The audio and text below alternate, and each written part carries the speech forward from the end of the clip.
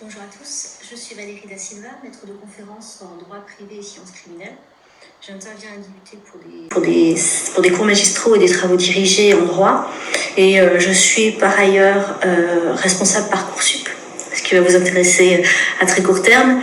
Et à une échéance un peu plus longue, je suis également directrice des études deuxième année. Donc je vais vous parler à partir de ces trois aspects que je connais.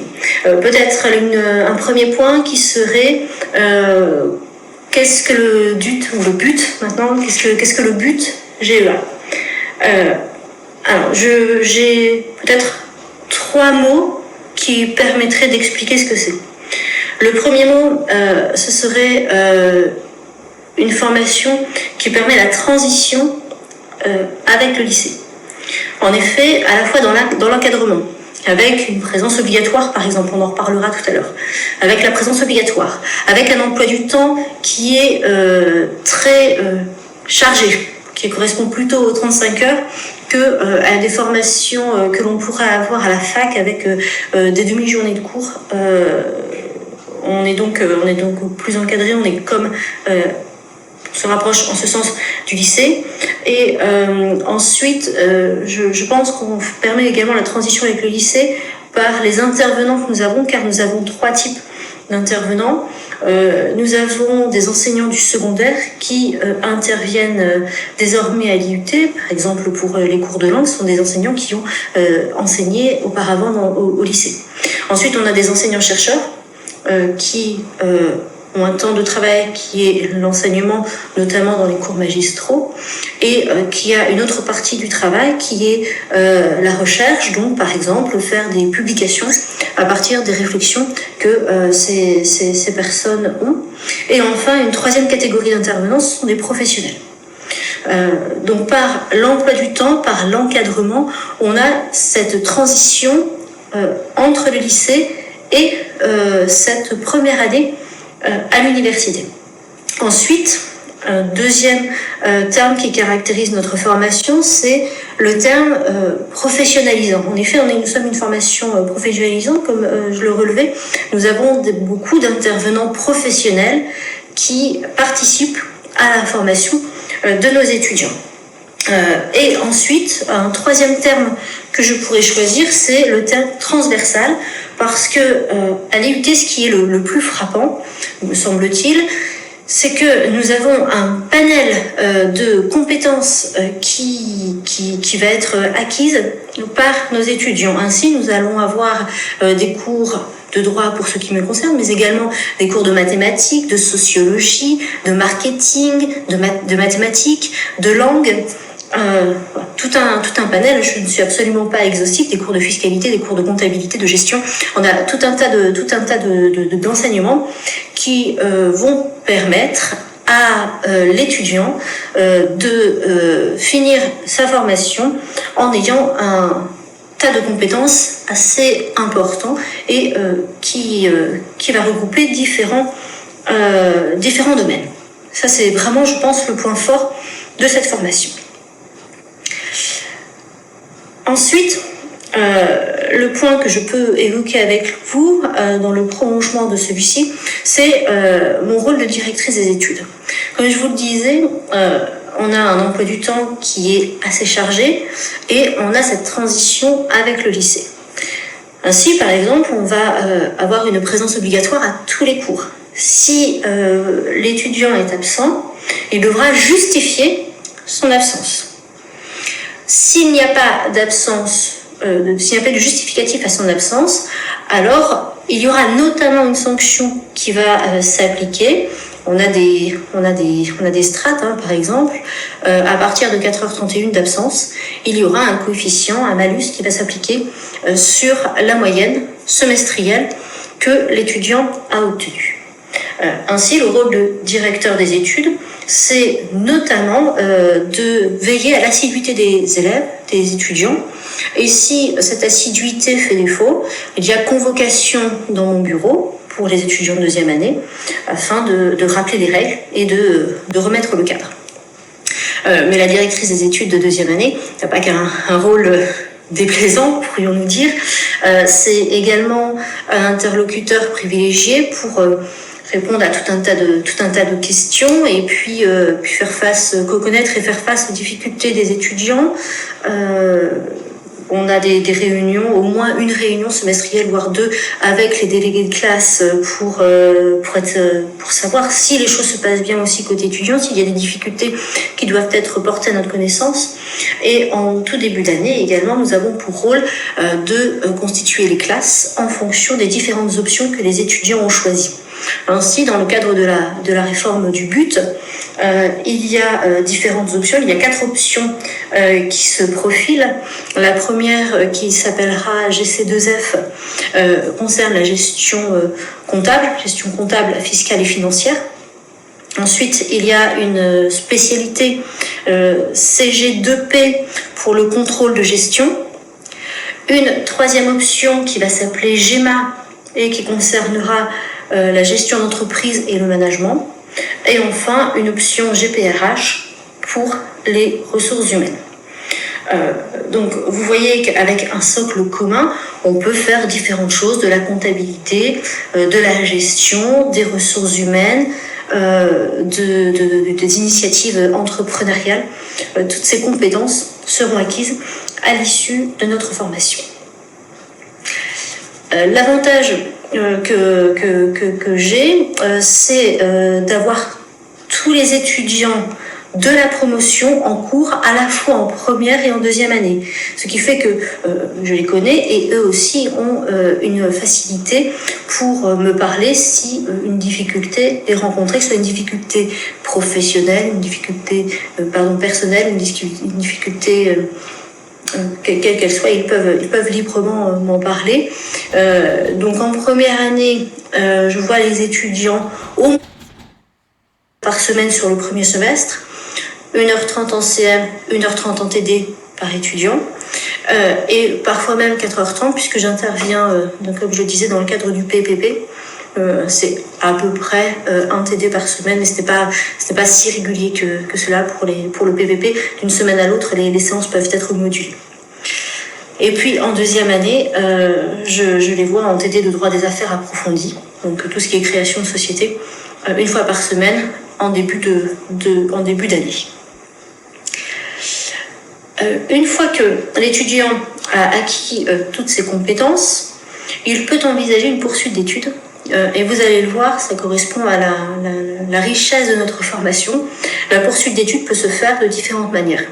L'étudiant peut intégrer des IAE. Il peut intégrer un master en éco-gestion.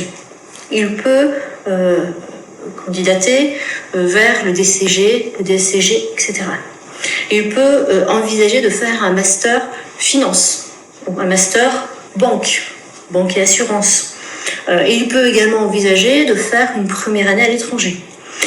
Ou encore, s'il souhaite créer son entreprise, il peut le faire. Nous avons tous les ans des étudiants entrepreneurs qui montent un projet à l'issue de leur formation, voire même pendant la deuxième année. Donc, c'est très très riche. Vous aurez l'occasion probablement d'entendre des témoignages d'étudiants pour constater cette variété de profils que l'on a à l'issue de la formation. Ce qui nous amène à l'entrée de la formation, puisque nous sommes intéressés par des profils très variés qui vont parfois se diriger plutôt vers les ressources humaines, parfois plutôt vers la comptabilité, parfois plutôt vers le management. Au niveau du recrutement, nous prenons en compte cette diversité de profils qui fait aussi la richesse de notre formation, parce que nous avons beaucoup de travaux en groupe et nous allons apprendre aux étudiants à travailler ensemble, à collaborer. Peut-être que l'étudiant qui est en ressources humaines, c'est certainement, il fera un exercice commun avec un étudiant qui est en comptabilité et avec leurs compétences associées pour monter un projet commun, que ce soit un projet tutoré ou des jeux de simulation. On a des jeux de simulation, de création d'entreprise par exemple, ou pour donner un autre exemple qui me concerne plus particulièrement, je fais cours de droit des obligations et par exemple, en fonction du type de profil que vous souhaitez avoir, dès la première année, vous aurez un exercice de création de contrat. Vous allez rédiger un contrat pour répondre à une situation qui vous sera proposée et l'exercice pourra être attribué en fonction du profil que vous souhaitez. Est-ce que vous préférez plutôt rédiger un contrat en ressources humaines ou rédiger un contrat en matière immobilière, de la location immobilière, que sais-je. Il y a différentes possibilités en fonction du profil qui vous intéresserait plus particulièrement et donc beaucoup de travaux en groupe à ces occasions. Sur notre recrutement, nous veillons donc à cette diversité. Je ne vais pas vous parler chiffres parce que les chiffres, à mon sens, ne sont pas révélateurs. Je vais plutôt vous dire ce que l'on attend des candidatures pour qu'elles retiennent particulièrement notre attention. On a deux possibilités. Des lycéens qui sont issus d'une filière générale ou des lycéens issus d'une filière technologique. Commençons par les lycéens issus d'une filière générale. Au niveau des spécialités qui vont nous intéresser en particulier, nous allons recommander aux lycéens de s'inscrire dans les spécialités mathématiques ou et sciences économiques et sociales ou et numérique et sciences informatiques ou encore histoire, géographie, géopolitique et sciences politiques ou encore langue, littérature et cultures étrangères. Une autre spécialité possible, c'est la spécialité humanité, littérature et philosophie. Il y aura quand même un plus pour l'étudiant qui aurait choisi l'option mathématiques. Les mathématiques tiennent une place particulière dans notre formation dès la première année. Vous allez vous en apercevoir. Quelle que soit l'option, c'est dans le trop commun que les mathématiques sont bien présentes. Donc maths, sciences économiques, numérique, histoire géo, langue, littérature, cultures étrangères essentiellement, éventuellement humanité, littérature et philosophie. Pour la filière technologique, les options qui vont nous intéresser sont en premier lieu l'option gestion et finance. Un assez grand nombre d'étudiants issus de la filière STMG est issu de l'option gestion-finance. Mais pas seulement, ce n'est pas la seule option qui nous intéresse. Vous voyez bien qu'après, il y a des différentes options à